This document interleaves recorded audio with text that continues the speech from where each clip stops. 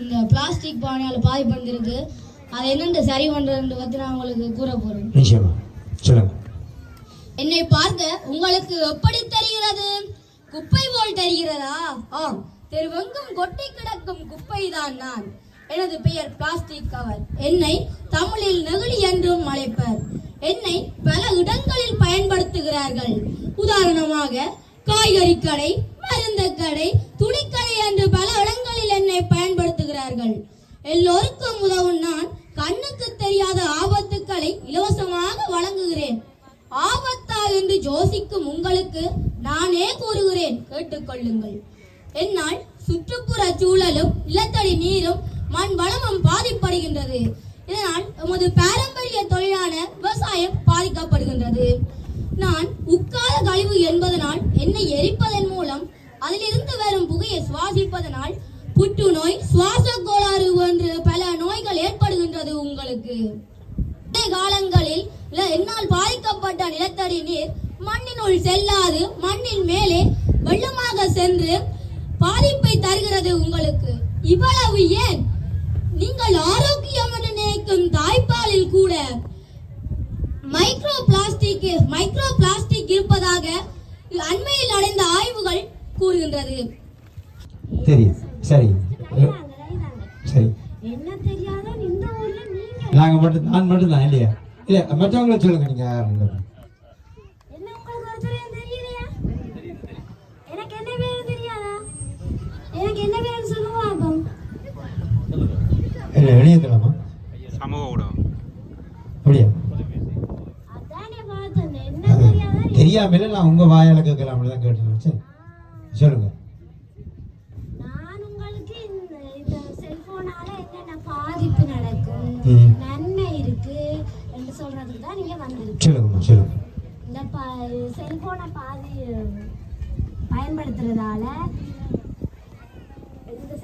பயன்படுத்துறதால உங்களுக்கு முதலாவது கண் பிரச்சனை வரும். ரெண்டாவது படிப்புல ஆர்வம் குறையும். வேற மனநிலை பாதிக்கப்படும். இன்னும் பல ஒன்று ரெண்டு இல்ல பல பிரச்சனை இருக்கு. அதே மாதிரி நன்மையும் இருக்கு. நன்மை படிக்கிறதுக்கு உதவும். அதோட உலகில நடக்கிற எல்லாத்தையும் அறிந்து கொள்ளலாம். நிறைய விஷயம் இருக்கு. இதுல எனக்கு ஒன்று ரெண்டு சொல்லி இருக்கிறேன். மிச்சம் இன்னும் நிறைய இருக்கு. அதே மாதிரி பிரச்சனையும் இருக்கு. போனை பயன்படுத்துறால் பிரச்சனையும் இருக்கு. போனை பயன்படுத்துறால் நன்மையும் இருக்கு. நீங்க தயவு செய்து என்ன கீழே வையுங்க. நல்லது கெடுங்க, கெட்டது கெடுக்காம சொல்றீங்க. அப்படிதான் சொல்லுவாரு.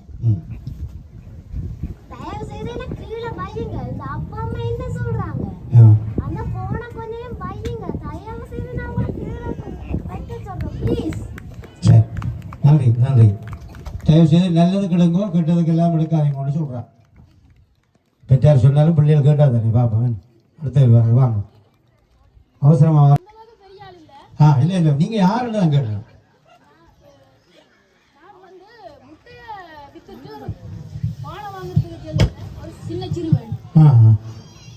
நீங்க பள்ளிக்கூடம் போகாம முட்டை வைக்கிறீங்க? போய் வந்து கட்டிக்கார பிள்ளை. சரி, அவன் நாடகம் பார்க்கல, நீங்க முட்டை வைக்கிறீங்க.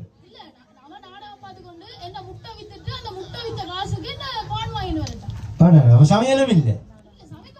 அவ நாடகம் பார்த்தோன்னே இருக்கான். நீங்க முட்டை வைத்து அவ காசு கொண்டே கொடுக்கணும். அப்ப என்ன செய்யணும்? அவருக்கு நல்லிடத்த பிரிவில் வச்சிருங்க. நீங்க மனித உரிமை முறைகள் அப்படி சொல்லாங்க.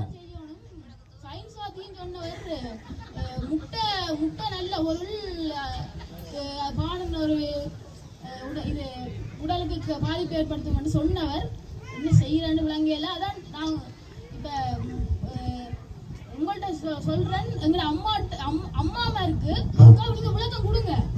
என்னால செய்யலாது அப்படி நீங்க விளக்கம் கொடுங்க உங்களால என்ற முயற்சி. அப்படியே சரி, நாங்கள் கூட்டத்தை போட்டு சொல்லுவோம். நீங்க பானை வாங்கி மூட்டையை வைத்துட்டு போங்க. நன்றி. அடுத்த எனது பெயர் ஓ நான் வந்து சின்ன வயசுலயே திருமணம் செய்துட்டு இப்போ என்ன மனுஷனும் விட்டுட்டு நான் ஒரு விதவை மாதிரி இருக்கிறேன். ஓஹோ நான் வந்து டிக்டாக் மூலம் ஒரு பையனோட கதைச்சேன். டிக்டாக்லாம் உங்களோட தொடர்பு வந்தது 17 வயசுல எனக்கு இருக்கும்போது நான் டிக்டாக் மூலம் அவனோட கதைச்சு அவர் வந்து எனக்கு மெசேஜ் பண்ணவர். ஃபர்ஸ்ட் நாங்க ஃப்ரெண்டு மாதிரி கதைச்சினாங்க. அதுக்கப்புறம் லவ்வர் மாதிரி கதைச்சு அவர் வந்து எனக்கு ரொம்ப பிடிச்ச பர்சன் ஆயிட்டு என்ன பார்த்து ரொம்ப அழகா இருக்கீங்க, உங்களோட பேர் ரொம்ப அழகா இருக்கு, நீங்க ரொம்ப கியூட்டா இருக்கிறீங்க, உங்களை அம்மா மாதிரி பார்த்துப்பேன், உங்களை ராணி மாதிரி பார்த்துப்பேன்ட்டு ரொம்ப ஆசை வச்சு நாங்கள் கதைச்சு 3 மாதத்தாலே எனக்கு அம்மா அப்பாவோட படிப்பை விட அவன் தான் ரொம்ப முக்கிய மாதிரி போயிட்டான்.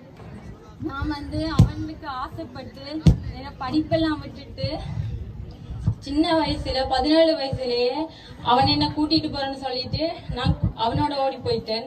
அங்க ஓடி போய் கல்யாணம் கட்டி எனக்கு ஒரு பிள்ளையும் சின்ன பிள்ளையும் வயிற்றுல ஒரு பிள்ளையும் இருக்கும்போது அவன் என்ன விட்டுட்டு போயிட்டான். இப்ப நான் அம்மாட்ட போக அம்மாவும் சொன்னவா நீ அவனை நம்பி போனி, உனக்கு படிப்பும் தேவையில்லை ஒன்றும் தேவையில்லைன்னு போனி, இப்ப என்னத்துக்கு என்னட்ட வந்திருக்க, நான் உன்னை சேர்க்க மாட்டேன்னு சொல்லிட்டு அம்மா விட்டுட்டா. நான் இப்போ யாருமே இல்லாம நடுத்தெருவுல இருக்கிறேன். எனக்கு யாருமே அரவணைப்பும் தாராங்க இல்ல. இப்ப அவன்கிட்ட போக அவனும் என்னை விட்டுட்டு வேற திருமணம் செஞ்சுட்டான். இப்ப நான் ஒரு இடம் இல்லாம தற்கொலை செய்யற நிலைக்கு வந்துட்டேன். எனக்கு இப்ப நான் சின்ன வயசுல செஞ்சது எந்த தப்பு தான், ஆனாலும் நான் செஞ்சது தவறுதான். இப்ப யாருமே எனக்கு அரவணைப்பு தாராங்க இல்ல. நான் என்ன பண்றேன்னு எனக்கு தெரியல. நான் போலீஸ்கிட்ட போகும்போது அவங்களும் எனக்கு நடவடிக்கை செய்யணும்னு சொல்லிட்டு அவங்களும் எதுவும் ஒன்றும் செய்யல. எனக்கு என்ன பண்றேன்னே தெரியல. இப்ப நான் படிப்பையும் விட்டுட்டு எங்களோட அம்மா அப்பாவையும் விட்டுட்டு இப்ப பிள்ளையோட இருக்கிறேன். அவனையும் என்ன திரும்பி கூட பாக்குறான் இல்ல. நான் என்ன செய்யறேன்னு எனக்கே தெரியல. என்னைய மாதிரி படிப்பை விட்டுட்டு சின்ன வயசுலயே திருமணம் செஞ்சு கொள்றாங்களுக்கு நான் ஒண்ணு சொல்றேன், எல்லாத்தையும் விட எங்களுக்கு படிப்பு தான் ரொம்ப முக்கியம். படிப்பை விட்டா இப்படித்தான் நடுத்தருவுல நிக்கணும். என்னைய மாதிரி சின்ன வயசுலயே திருமணம் செய்யாம இந்த புங்குடுதிக்கு ஒரு டாக்டர் இன்ஜினியர் ஆசிரியர் நல்லா படிச்சு நல்ல நிலைமைக்கு வரணும் என்று கேட்டுக்கொள்கிறேன். உங்க விஷயம் தான் சின்ன வயதில் எல்லாத்தையும் நீங்க செய்யக்கூடாது, மண்ணுக்கு பெருமை செய்யக்கூடாதுன்னு சொல்லி போயிருக்கான். நன்றி. வாங்க நீங்கள். என் பேர் கிஷானிகா. நான் அணுகுண்டை பற்றி சொல்ல வந்திருக்கிறேன். அணுகுண்டை பற்றி சொல்ல போறீங்க, சொல்லுங்க. இப்ப இந்த நாடுகள்ல அணுகுண்டு பெரும்போர நடந்து கொண்டிருக்கிறது.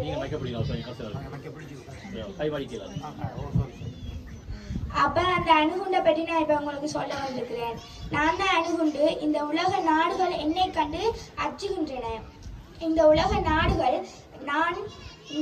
நாடுகள் பல நாடுகளையும் பல உயிர்களையும் பல பொருட்களையும் சேதப்படுத்துகின்றன. தற்போது கூட ஈரான், பாகிஸ்தான், அமெரிக்கா போன்ற நாடுகளில் அணுகுண்டு பெரும் போருக்கு நடைபெற்று வருகின்றன. அத்தோடு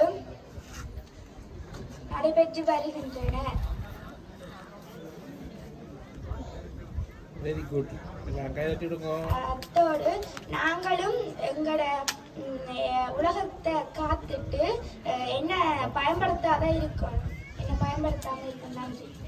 நன்றி. நன்றி. ஈரான்லேருந்து வந்தாவோ இல்லை அமெரிக்காக்காரன் தெரியல, ஏதோ ஒரு அணுகுண்டு வந்து போகுது. ஓகே, நன்றி. நடுவர்கள் சரியான ஒரு தீர்ப்பை வழங்குவார்கள் என்ற அந்த செய்தியோடு விடைபெறுகிறோம்.